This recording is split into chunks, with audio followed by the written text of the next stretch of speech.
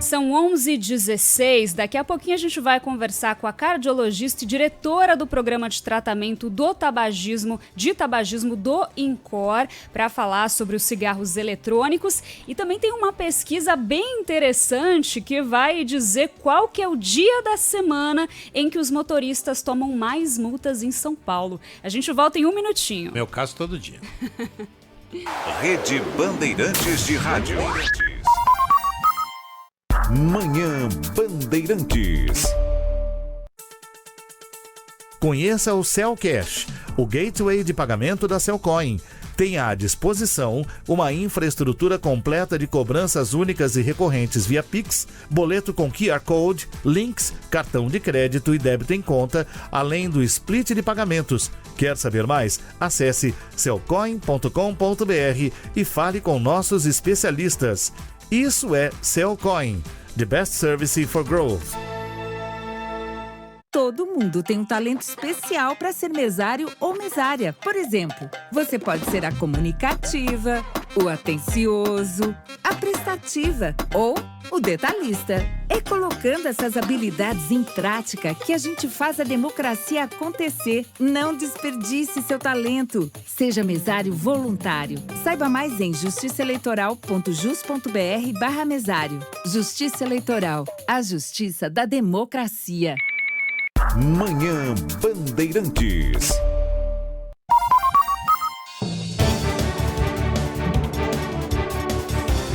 11h18, de volta com Manhã Bandeirantes dessa terça-feira. Nosso contato agora é com Brasília, repórter João Pedro Melo, porque tinha uma expectativa hoje da Comissão de Assuntos Econômicos do Senado já analisar aí o projeto de regulamentação dos cigarros eletrônicos. Mas parece que a comissão tirou isso da pauta, né, João Pedro Melo? Bom dia para você. Oi, Mayra, bom dia a você, a Sabina, a todos que estão nos acompanhando. Pois é, a Comissão de Assuntos Econômicos do Senado retirou pela sexta vez o projeto de lei que regulamenta a produção, venda, fiscalização e propaganda de cigarros eletrônicos no Brasil.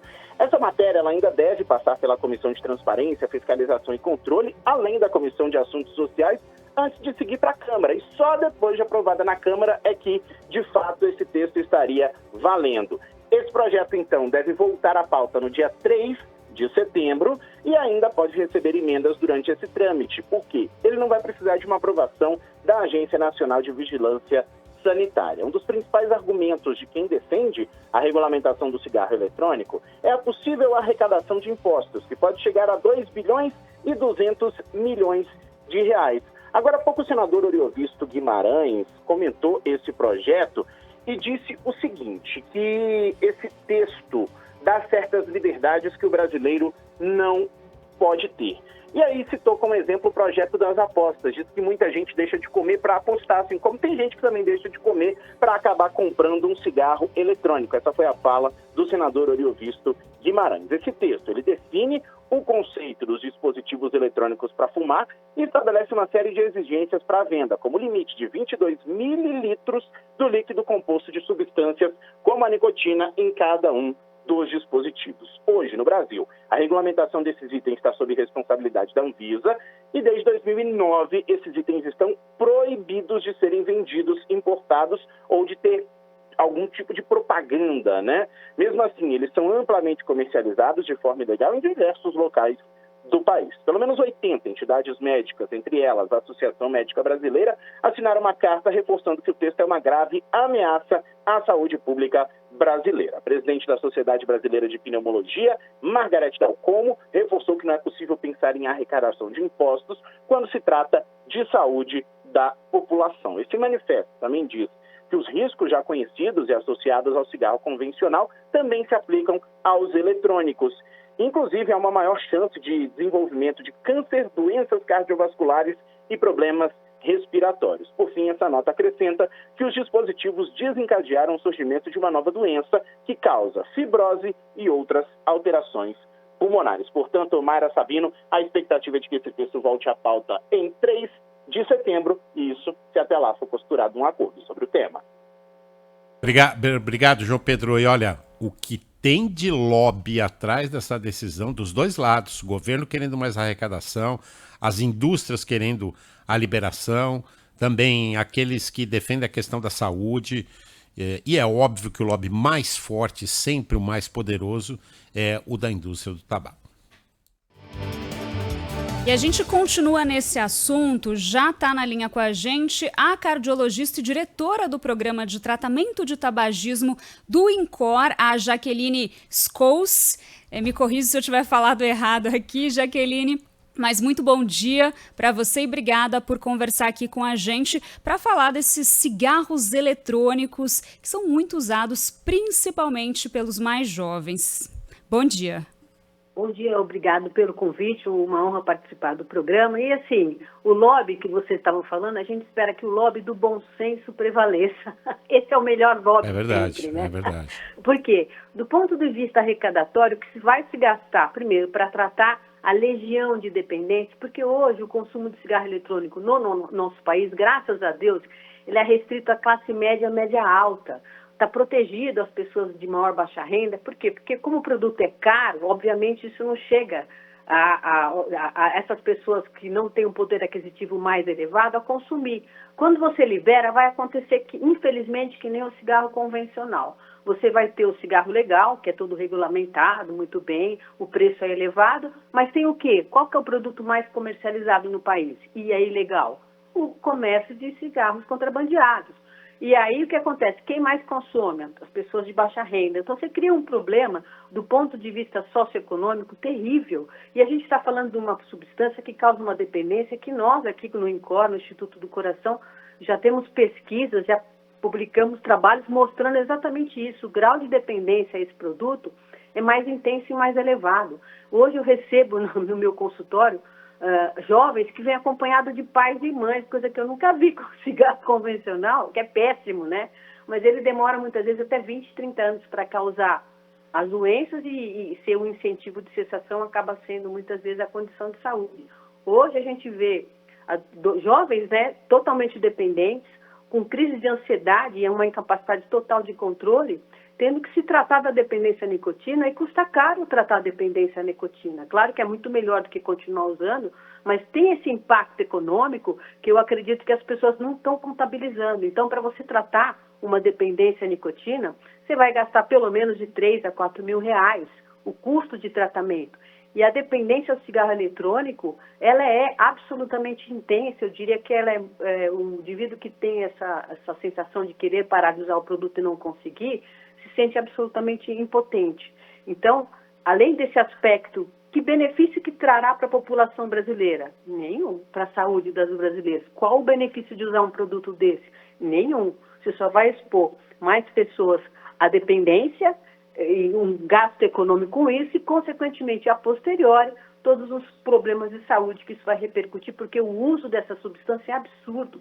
Eu tenho pacientes que compram, por exemplo, é um processo, né? Eles começam usando de forma brincando, em festa e tudo mais, aí já passa a ter que consumir durante a semana, aí compram um dispositivo que dá 3 mil puxadas, hoje já vende dispositivos de 10 mil, 15 mil, 20 mil puxadas. Por quê? Porque as pessoas vêm num ritmo crescente de uso e essa alta exposição a uma substância, um produto que tem nicotina, gera dependência, e toda a exposição nessa alta quantidade, porque se você respirar um negócio 1000 vezes, né? Pra você fumar um cigarro, você dá 200, um maço de cigarro, você dá 200, 250 tragadas. A turma que usa eletrônico dá 1000, 1500, 800. Então, essa alta exposição explica a precocidade e risco à saúde desse produto. Se a gente tiver que comparar esse cigarro eletrônico com o cigarro normal, quantas vezes o cigarro eletrônico é pior? Então, assim, são produtos distintos. O que os dois têm em comum? Alta carga de nicotina. O cigarro tem a combustão, o cigarro eletrônico não. Então, quando a gente vai falar o parâmetro exatamente relacionado à nicotina, o que nós percebemos aqui? Como eu comecei a receber um monte de gente que usava eletrônico, queria parar de usar, eu tinha que ter um parâmetro de tratamento. O que eu fui fazer? Dosar a nicotina na urina, que é uma forma de você saber o quanto que a pessoa está consumindo em função da variedade do produto. Ou seja, existe uma o produto tem vários tipos, várias marcas, mas quando você vai olhar a quantidade de nicotina que essas pessoas que procuraram por ajuda tiveram, eram valores que superavam a mais de 20 cigarros por dia. Agora a gente fez um trabalho, deve concluir o resultado em breve, onde a gente, com a vigilância sanitária, a gente dosou nicotina em usuários que estavam em baladas, bares, restaurantes, para ver se é diferente do usuário que vem aqui tentar parar de usar, exatamente para mensurar a nicotina, e também mensuramos a nicotina de usuários de cigarro convencional. Os dados preliminares não são todos compilados, mas aquelas pessoas que tinham os níveis mais altos de nicotina, todas eram usuários de cigarro eletrônico. E esse valor foi de 3 a 6 vezes superior aos dos usuários de cigarro convencional. Então, eu posso te dizer com toda certeza, o dispositivo eletrônico de fumar oferece nicotina em alta concentração, o indivíduo acaba usando o produto de uma maneira muito mais frequente, porque não tem as restrições, vamos dizer assim, que todo mundo percebe que alguém está usando, a pessoa vira de lado, usa. Isso acaba tornando o usuário mais dependente, porque ele pode usar a qualquer momento, a qualquer minuto, e isso torna também com que ele fique muito incomodado quando ele não faz uso do produto, mesmo querendo deixar de usar. Então, a dependência é mais intensa e mais precoce. E do ponto de vista de doenças, cada vez mais o mundo está mostrando que em países que têm uma legislação mais liberada, onde o consumo é de 3 a 4 vezes maior que no nosso país, isso é importante que se diga, a prevalência é muito mais alta quando você libera o acesso ao produto. Então, você tem taxas de uso de pessoas ao redor de 15%, 20% já de população jovem. Aqui no Brasil, hoje a gente não tem esse número, graças a Deus, né? É menos, com certeza, de 3% a 5%, talvez, dessa população. Mas, se você liberar, obviamente essas pessoas vão ter mais acesso, mais oportunidade de usar uma substância psicoativa, e aí depois o comércio legal que já existe hoje, com certeza vai explodir, né?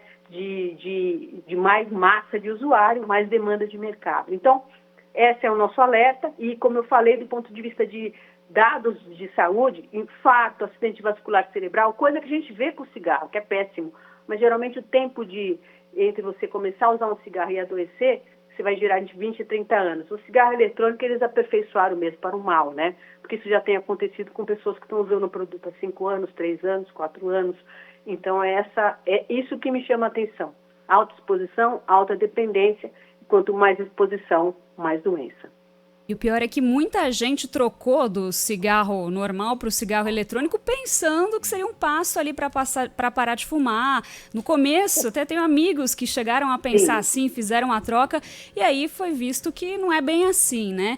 E, inclusive, queria te perguntar, doutora, exemplos de casos que você vê normalmente aí nesse programa de tratamento de tabagismo, especialmente com o cigarro eletrônico. Isso, então é muito boa a sua colocação, é interessante que a gente recebe, primeiro, os mais jovens que vêm aí entre os seus 18, 20, 22 anos, 24 anos, são usuários que nunca fumaram. É muito frequente a gente ver, nessa população bem mais jovem, usuários que iniciaram com o eletrônico e se tornam absolutamente dependentes e vêm aqui na tentativa de conseguir se libertar disso. A boa notícia é que tem tratamento, mas aí eu pergunto, por que a gente vai começar uma coisa que vai dar um problema no futuro, né? Então, essa é a primeira pergunta, não tem muito sentido isso. E tem que tratar mesmo, eles precisam usar a medicação por 3 meses para que realmente consigam se desvencilhar. Conseguem, mas tem toda uma demanda específica para esse tratamento.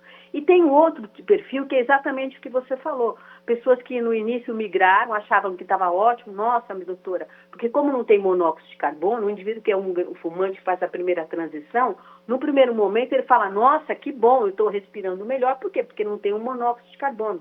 Só que aí, como o produto foi aperfeiçoado ao longo do tempo, hoje a gente já está na 4ª geração do produto, a indústria colocou uma nicotina de uma absorção mais rápida, um pico de ação mais imediato, então o indivíduo começa a ficar, e como eu falei, não tem essa restrição que o cigarro muitas vezes tem por provocar fumaça, dar na cara que a pessoa está usando, a pessoa acaba tendo uma facilidade de uso muito grande e vai bombardeando o cérebro com esse uso frequente. Então, o que todas essas pessoas contam para mim? Doutora, quando eu fumava cigarro, era de 10 a 15, não passava de 20, agora eu não tiro isso da minha boca, eu acordo de madrugada para vaporizar. Então eles têm a percepção muito clara que a dependência à nicotina se intensificou e que eles se tornaram reféns desse produto numa intensidade muito maior que o do cigarro convencional, que até eles conseguiam passar um período sem fumar, por restrição social, respeitar isso. Com o eletrônico, não.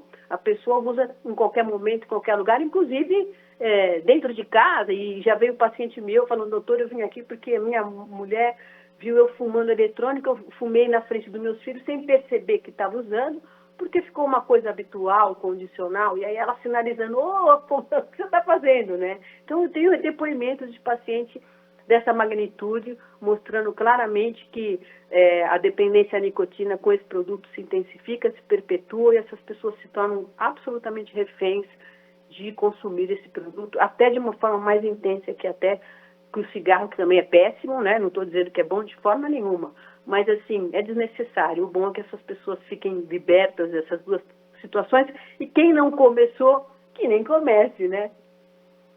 Doutora, por que, não sei se a senhora já tem essa conclusão, por que mais jovens consumindo o cigarro eletrônico? Por que atrai tantos jovens? Porque, primeiro, ele veio com essa falsa ideia de segurança. A indústria incutiu mesmo esse conceito que esse pode, né? Então, você tem, como não tem combustão, você pega comparativo da fumaça de um com o aerosol do outro, tem menos substância química. Só que não é isso que a gente avalia, porque, na verdade, embora puxada, o cigarro eletrônico tenha menos componentes tóxicos que o outro, ele tem outros componentes que o outro não tem. E a exposição a essa substância, como a frequência é muito maior, acaba que essa diferença que você pode ter, nitrosaminas é menor. Só que você vai usar de 3 a 5 vezes mais, quer dizer, o que era diferente deixou de ser, porque no final do dia você vai mensurar essas substâncias tóxicas no sangue do indivíduo, no pulmão, em alguma coisa que você monitore esse consumo, você vai ver que trocou 6 por meia dúzia, ou talvez até tenha trocado por 12. Então, essa é a grande diferença, e teve todo um estímulo, como agora tem pessoas que falam, não, mas esse aqui não tem monóxido. Tá bom, não tem monóxido, mas tem material particulado, que a gente chama de partículas ultrafinas. E acaba sendo um produto distinto, que na medida que você tem uma massa de usuários, você vai contabilizando os malefícios à saúde. Então, na medida que o tempo passa, fica cada vez mais difícil de alguém aprovar o uso de um produto desse, entendeu? Mesmo que o argumento seja financeiro, como eu falei, você entra o dinheiro que vai entrar, mas esqueceram que tem o dinheiro que vai sair para tratar a dependência e tratar as doenças relacionadas a isso. Então, a minha conta é que não fecha jamais, como já provou com o cigarro eletrônico, com o cigarro convencional, né? Que você arrecada e você gasta de 3 a 4 vezes mais do que você arrecada com as consequências do uso. E esse aqui, tudo mostra que talvez até seja pior, porque essa dependência tão intensa, tão precoce, consequentemente, talvez ele até abrevie o tempo de aparecimento das doenças relacionadas a isso. Então, é uma falsa comunicação, uma falsa ideia. Ele é agradável, tem cheirinho, né? O cheiro das frutas é maravilhoso. Os pacientes trazem para mim aqui, eu falei, nossa, isso aqui é do quê? Manga, creme brulee, maçã verde. Então, assim, é uma manipulação total desses jovens para usar esse produto. E, na verdade, a única coisa que as pessoas querem mesmo é vender dependência, né? E, consequentemente, as condições de saúde isso vai determinar que são péssimas, né? Eu tenho uma tese a mais, viu? Não sei se a senhora vai Qual? concordar, de por que esses jovens estão consumindo. Eu tenho filho adolescente, filho nessa idade, e fico de olho, né? Voltou da balada, vou saber se tem cheiro de cigarro, se não tem cheiro de cigarro. E aí esses aparelhos não deixam cheiro, né? Então é outra alternativa também para os jovens, né? Sim, também existe isso. E assim, eu acho que o que vale mesmo é a boa conversa em casa. Eu também, meus filhos agora passaram, né, estão mais na faixa de 23, 25 anos, mas assim, sempre foi uma preocupação. E essa juventude, ela foi, vamos dizer assim, existe muito uma ideia de consumo, que para eles serem felizes, eles precisam estar consumindo alguma coisa. Então, acho que a sociedade como um todo tem que reaver seus valores, né? O peso disso. Por que um jovem precisa usar alguma substância psicoativa para se divertir? Esse conceito é real, é legal? Qual a consequência disso? Porque o grande problema também que eu quero chamar a atenção é o dano que essa nicotina nesses cérebros em formação provoca.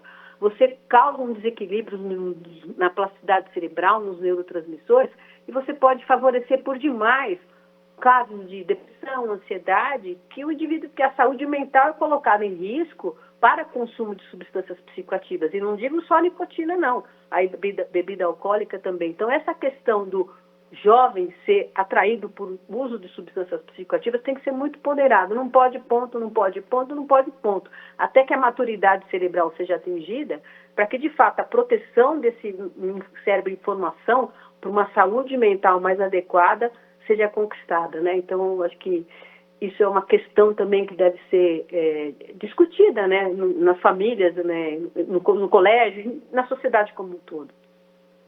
Doutora, e para as pessoas que já estão nessa situação, ou até para os pais, né, desses adolescentes que já estão viciados, ou no cigarro normal, ou, né, especialmente no cigarro eletrônico, como é que eles podem buscar ajuda? Qual que é a orientação? Nos que estão acima de 18 anos podem buscar por tratamento, né? Naqueles que têm dificuldade. E sempre dou uma dica antes. Primeira coisa, deixem de usar no ambiente social, né? Não usem mais. Se você é usuário, não chama seu amigo para usar com você. Esse compartilhamento social só amplifica o uso. Então, quer usar? Se isola, vai usar de forma isolada, sozinho. Você já vai usar bem menos, né? Isso é uma coisa interessante. Não compartilhe socialmente, não ofereça para quem não usa. Já é uma boa experiência. E para aquele indivíduo que é usuário, tenta restringir o uso. Coloca no banheiro, não deixa no corpo, para que você também module o seu cérebro para diminuir essa exposição à nicotina e para que te deixe numa oportunidade de tratamento mais adequado. Muitas vezes é necessário repor nicotina para esses indivíduos e aí tem que procurar ajuda especializada médica, né, para essa cessação, para repor nicotina, para que o indivíduo não entre em abstinência. Em algumas situações, até outros medicamentos são necessários quando essa abstinência é mais intensa. E atividade física sempre deve ser incentivada, né, entre esses jovens. E o consumo social, como eu falei, não permissivo. Não é, vem cá, experimenta o meu, que é de tal sabor, aquele convite que geralmente é feito. E o jovem falar com o pai e a mãe e pedir ajuda. Estou tentando parar, não estou conseguindo, para que ele possa, então, receber um apoio necessário. O tratamento existe, ele é real, é factível, mas a dica quente é tenta diminuir o uso já, porque você se aproxima e facilita o próximo à etapa de cessação, muitas vezes com uma carga de nicotina até menor, desde que você já tenha reduzido esse consumo. Então, não consuma com a turma, na hora de consumir, se levante, se isole e vai consumir, porque você vai consumir menos, isso já vai mudando o jeito de você entender essa dimensão da dependência à nicotina. Perfeito, doutora, muito obrigada, viu, pela entrevista. Doutora Jaqueline Scous, cardiologista e diretora do Programa de Tratamento de Tabagismo do INCOR, conversando aqui com a gente, então, na Rádio Bandeirantes.